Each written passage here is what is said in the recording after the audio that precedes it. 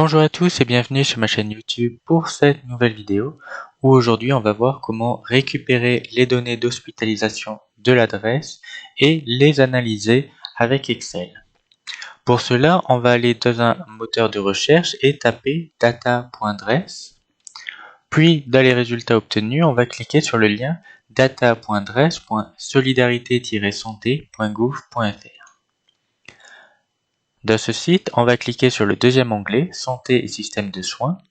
Et ici, on va pouvoir retrouver différents jeux de données liés au Covid-19 avec les résultats nationaux, régionaux ou nationaux triés par âge, pour lesquels on peut voir les tableaux, faire un export et voir l'API. Précédemment, il y avait aussi une fonction analyse, mais fin décembre, bizarrement, elle a été supprimée. Regardez un petit extrait de moi à cette période-là en train de m'en servir. Si maintenant nous allons voir le nombre d'hospitalisations, là on peut se rendre compte que les non vaccinés sont... Voilà, donc ceci n'est plus disponible sur les dernières données, donc on va pallier cela en téléchargeant les données et en les analysant directement dans Excel. Pour cela, je vais télécharger les données liées par âge, qui sont les plus complètes au niveau national, je trouve. On va cliquer sur Export et on va choisir le jeu de données au format CSV. Voilà, maintenant on va ouvrir ce dernier dans Excel. On va l'enregistrer au format Excel pour que ces données soient facilement traitables et qu'on l'on ne perde pas le traitement que l'on fera parce que le format CSV ne permet pas de garder tout. Et ensuite, deux choses à faire. Une très importante, c'est vous cliquez n'importe où sur le tableau, vous faites CTRL plus A pour avoir toutes les données. Vous faites un CTRL plus H pour faire un remplacer et ici, vous remplacez tous les points par des virgules. Remplacez tout et hop. On fait ceci parce que initialement, lorsque l'on importe les données, il y a un point à la place de la virgule et le Excel français ne va pas comprendre ces données comme étant des valeurs, mais comme étant du texte. Et c'est pour cela qu'il faut remplacer les points en virgule. Et deuxième chose, un petit peu moins importante, mais que l'on va faire quand même, c'est récupérer le A et le C un petit peu bizarroïde ici. Vous faites un CTRL-C pour copier les données, vous sélectionnez toute la colonne, CTRL-H, et ce coup-ci, vous faites rechercher ces symboles et vous les remplacez par des et. Ok, et voilà, du coup maintenant nous avons des données claires et facilement traitables. Étape suivante, du coup, vous allez pouvoir cliquer comme avant sur CTRL-A pour sélectionner l'intégralité du tableau. Vous allez aller dans l'onglet Insertion et Tableau croisé dynamique. Et là, vous allez simplement faire Nouvelle feuille de calcul, OK. Et cela vous crée donc un nouvel onglet avec ce petit champ et sur la partie de droite, quelques champs à compléter. Et donc, dans ces champs, on va mettre la date qui va se mettre automatiquement en ligne. On va mettre aussi le statut vaccinal côté des colonnes. Et on va mettre par exemple les hospitalisations avec la somme au niveau des valeurs. Et donc là, ça va nous faire automatiquement un calcul. Et deuxième chose à faire, on va aller de analyse du tableau croisé dynamique, graphique croisé dynamique, et ici on va mettre par exemple des barres pour faire un petit peu un comparatif entre différentes sections.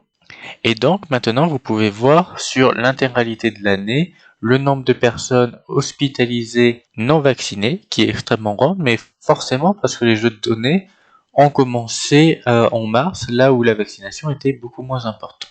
Pour compenser ça, on va aller dans date et on va tout désélectionner, on va garder juste décembre 2021 par exemple. OK, et hop, automatiquement les données se mettent à jour. Et on peut les voir du coup ici. Toujours trié par le statut vaccinal. Et si on fait un petit peu modifier le graphique et qu'on passe plutôt sur un bar empilé en 100%, tac, on arrondit un petit peu, on a une idée un petit peu de la part d'hospitalisation chez les personnes non vaccinées qui est légèrement inférieure à 50%. Donc malheureusement, on ne peut pas lire la valeur en pourcentage directement. Mais si on regarde, on est après les 50% et on ne va pas jusqu'au 100%. Donc oui, on peut voir que les non-vaccinés en décembre 2021 étaient presque à la moitié, sachant qu'il n'y a que 10% de la population qui est non vaccinée, c'est énorme, mais ça nous donne un petit peu une analyse quand même que ils sont pas majoritaires, et voilà, il y a un petit peu une comparaison qui peut être faite. Maintenant, on peut bien entendu changer les hospitalisations par les soins critiques, où là on peut voir que les non vaccinés étaient majoritaires dans les soins critiques, et on peut aussi regarder les décès, où là la tendance s'inverse, les non vaccinés ne sont plus aussi nombreux que en soins critiques. Comme quoi, si la part de non-vaccinés en soins critiques est majoritaire, elle n'est plus majoritaire dans les décès. Ça permet un petit peu d'analyser. Voilà, donc nous allons retourner dans les hospitalisations. Et maintenant, nous allons faire une comparaison un petit peu plus par âge. Parce que finalement, on est en train de vacciner des enfants, mais y a-t-il une véritable raison qui justifie cette vaccination? Et donc, nous allons venir ajouter l'âge dans l'axe catégorie. Et l'âge, nous allons la prendre et la mettre en premier. Et automatiquement, du coup, on a les 80 ans et plus, 60 à 80, 40 à 60, etc. Et on peut voir un petit peu la répartition. 0,19, forcément, il y a plus de non-vaccinés qui sont hospitalisés parce que il y a beaucoup plus de non-vaccinés dans cette tranche-là. Et donc, maintenant, comparer ces données de façon brute en pourcentage, c'est pas très intéressant, donc on va revenir sur modifier le type de graphique et on va pas les empiler en pourcentage, mais les empiler simplement. OK.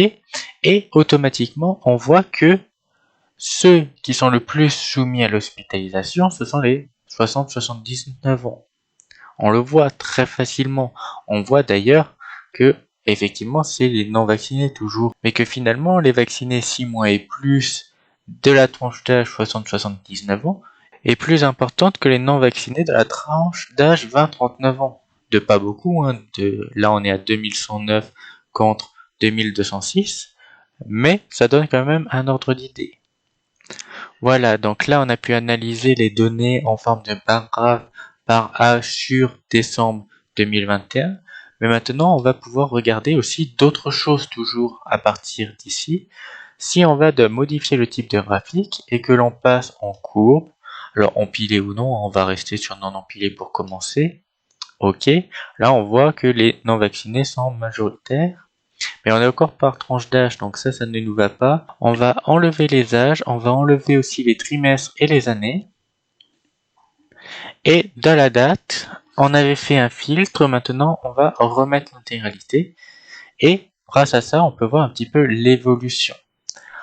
Il faut prendre en compte aussi que la vaccination sur le début était moins importante que sur la fin.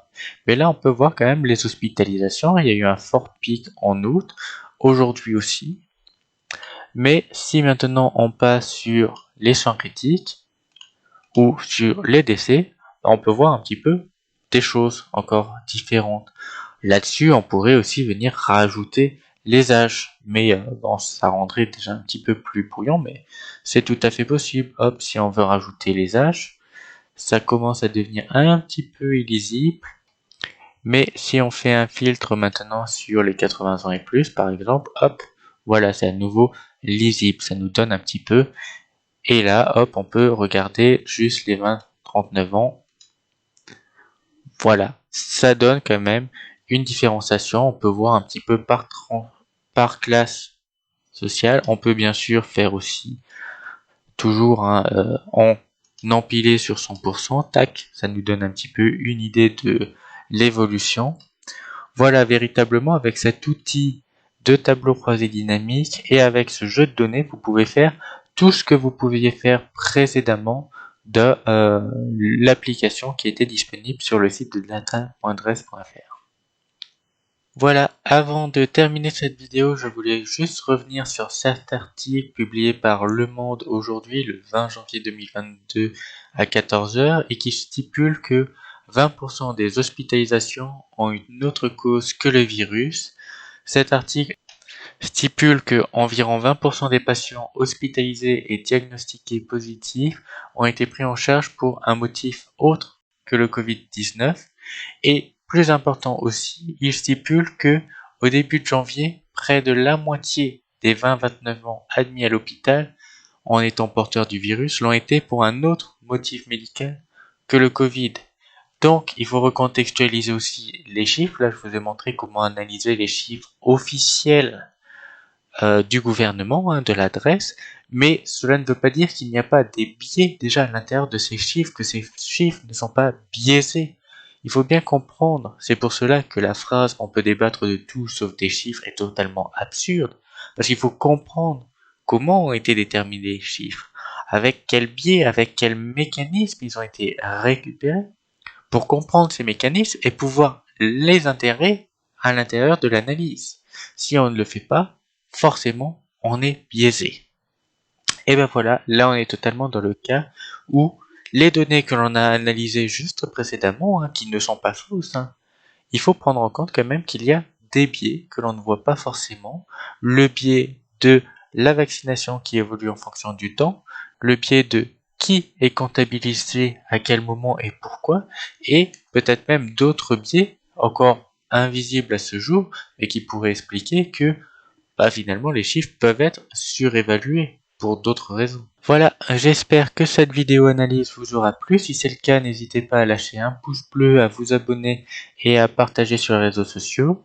Et n'oubliez pas, on peut débattre de tout, même des chiffres.